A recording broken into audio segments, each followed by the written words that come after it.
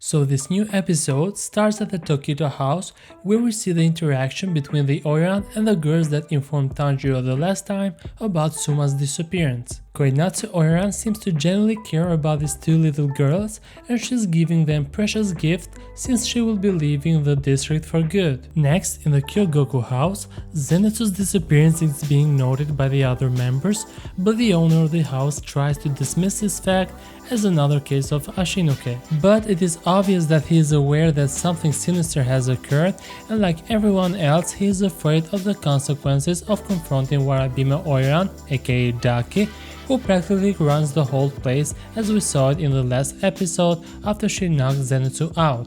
Next, Tanjiro and the others meet up to share the intel that they have gathered so far, but Tengen puts out the bad news of Zenitsu's disappearance and that he has lost all contact with him. Tengen thinks that he didn't take everything into consideration by involving our guys into the plan to save his wives, and he tells them to get out of the district because he wants to continue this mission alone, since now we know that we're dealing with an upper moon, and Tanjiro and Inosuke would have no chance fighting this demon due to their low rank.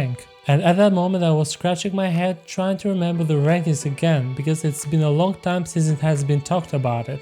But we don't need to worry much because apparently Inosuke has a sharp memory. I mean, of course, this guy is super competitive about these things.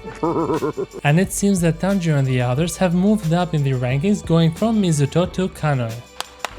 But will that even be enough to deal with the upper 6? Because as we've seen before with Rengoku, even a Hashira will have a rough time when faced with an upper moon. Next, Tanjiro goes back to Tokito house to hand over the payment of the food and lodging, but this time showing up in his custom outfit, thinking that him being actually a guy would surprise Koinatsu Oiran, but little did he know that she was already aware of this fact.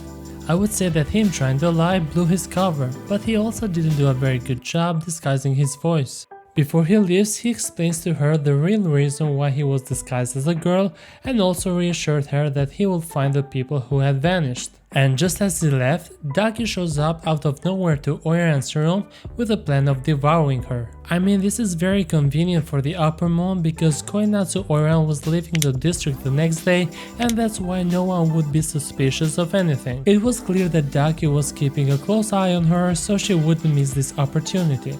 And how about these little muscular guys? It seems that the king of flashiness Tengen Uzui is full of surprises, and thanks to him now Inosuke finally has the subordinates that he always wished for. Next, Tanjiro finds the Upper Moon 6 by following her strong scent while she was capturing Koinatsu Oiran, so we finally have Tanjiro versus the Upper Moon 6. It seems like Daki doesn't think very highly of the demon slayers that are not Hashira, just like Akaza did. But the way she reacted when Tanjiro told her to let go of Koinatsu lets us know that she is very self-absorbed, to the point of getting triggered when she is met with hostility from a low-ranked demon slayer. And thus begins the first fight of this season, with Tanjiro taking on the upper 6 all on his own. And even though he has gained a lot of experience since the last time he was up against Akaza, I think he will still need Inosuke and Tengen for this. And that was all for this episode as well. Make sure to leave a like and also subscribe for more Demon Slayer discussions.